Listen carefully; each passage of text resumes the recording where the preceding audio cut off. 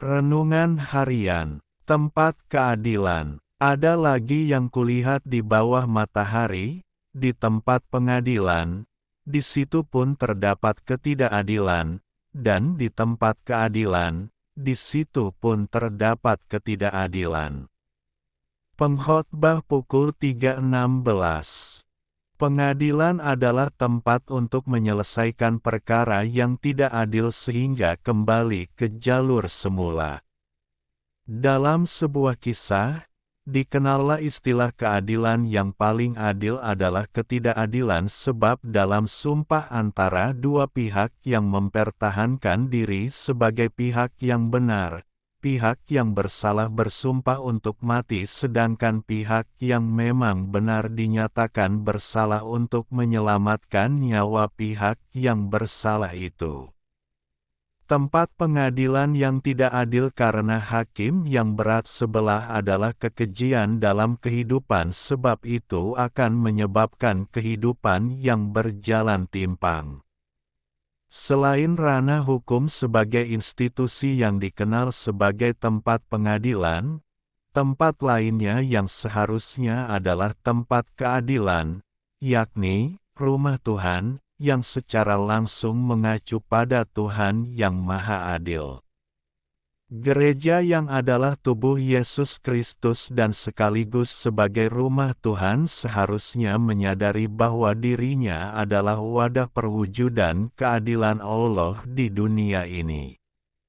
Gereja yang hidup di dunia ini, karena dimuati dengan kepentingan pribadi, dan diurus sama seperti urusan dunia, maka gereja sering menjadi tempat keadilan yang di situ terdapat ketidakadilan yang pada akhirnya merusak dirinya sendiri.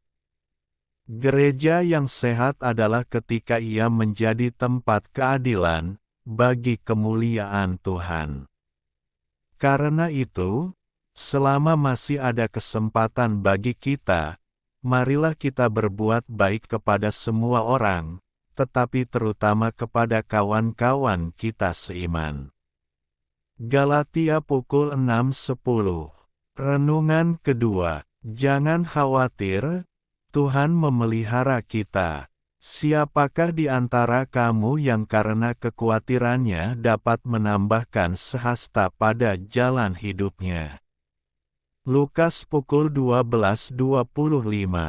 Siapapun orangnya, entah itu pria atau wanita, tua atau muda, orang kaya atau miskin, orang berpangkat atau pegawai rendahan, tinggal di kota, desa, di lereng gunung, atau di daerah pelosok, semuanya pasti pernah merasa khawatir.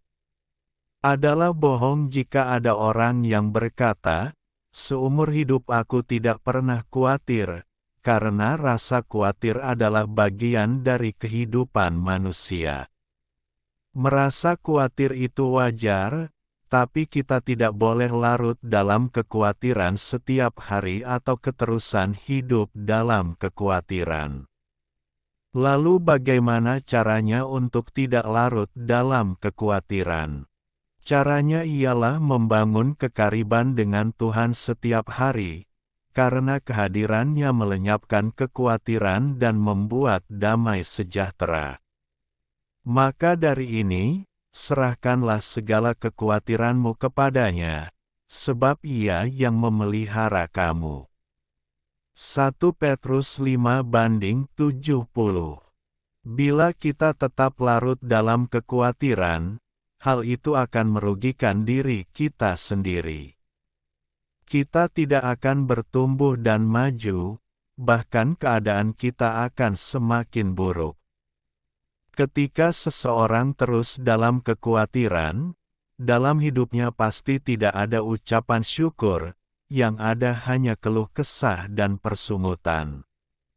Maka supaya kekhawatiran itu lenyap, kita harus mengarahkan pandangan kita kepada Tuhan Yesus dan percaya kepadanya dengan sepenuh hati.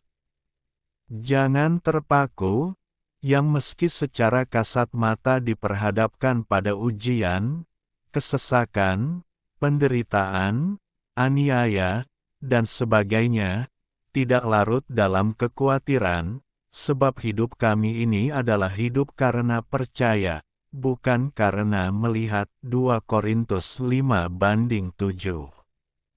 Perhatikan juga riwayat perjalanan bangsa Israel keluar dari Mesir menuju tanah perjanjian.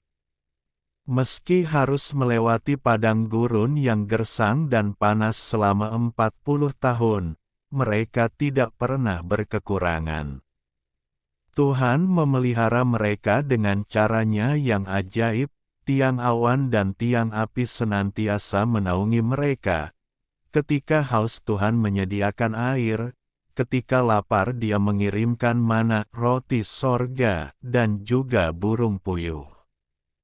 Mungkin saat ini kita sedang mengalami seperti yang dialami oleh bangsa Israel, yaitu berada di padang gurun.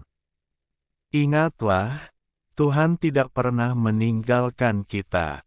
Jangan lagi khawatir. Yang terpenting, carilah dahulu kerajaan Allah dan kebenarannya, maka semuanya itu akan ditambahkan kepadamu.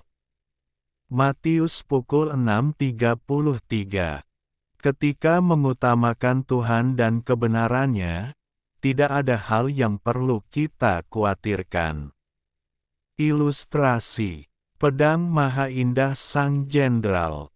Seorang penempa pedang terbaik di kerajaan sedang mengerjakan pesanan paling penting dalam hidupnya, sebuah pedang untuk Sang Jenderal besar. Ia ingin pedang ini tidak hanya tajam, tetapi juga terlihat sempurna tanpa cacat sedikit pun. Saat proses penempaan, ia melihat ada sebuah retakan rambut yang sangat tipis di bagian pangkal besi. Retakan itu hampir tidak terlihat oleh mata manusia biasa. Sang penempa tahu bahwa untuk memperbaikinya, ia harus melelehkan kembali besi itu dan mulai dari nol, yang artinya akan memakan waktu berminggu-minggu lagi. Tidak akan ada yang tahu, pikirnya. Aku tinggal memolesnya dengan lapisan perak yang tebal, lalu menghiasinya dengan permata. Secara fisik, pedang ini akan terlihat sebagai karya seni yang luar biasa. Maka, ia pun menutupi cacat itu dengan hiasan yang sangat indah. Saat diserahkan, Sang Jenderal sangat terpukau. Pedang itu berkilau, mewah, dan dipuji oleh seluruh istana sebagai pedang terindah yang pernah dibuat. Sang penempa pulang dengan kantong penuh emas dan pujian setinggi langit. Namun, beberapa bulan kemudian, pecahlah perang besar. Di tengah pertempuran yang sengit, saat Sang Jenderal melakukan benturan keras dengan pedang musuh, pedang indah itu patah tepat di bagian yang retak tadi.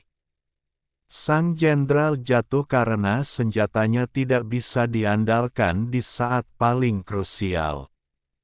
Pedang itu hebat dalam upacara dan pameran, tetapi gagal total dalam fungsinya yang paling mendasar, bertahan dalam ujian tekanan. Banyak dari kita membangun kehidupan seperti pedang tersebut. Kita sangat ahli memoles penampilan luar seperti karir yang mentereng, hubungan yang terlihat harmonis di media sosial, atau citra diri yang religius, padahal di dalam batin kita ada retakan yang kita sembunyikan. Kita menolak untuk melelehkan diri dan memperbaiki karakter dari dasar karena prosesnya lama, sakit, dan tidak terlihat oleh orang lain. Hiasan tidak akan pernah bisa menggantikan kekuatan struktur. Masalah yang tidak kamu selesaikan di masa lalu, atau kebohongan yang kamu tutupi dengan kesuksesan lahiriah, suatu saat akan meledak saat beban hidup benar-benar menekanmu. Jangan terobsesi terlihat sempurna di depan manusia jika di dalamnya kamu rapuh.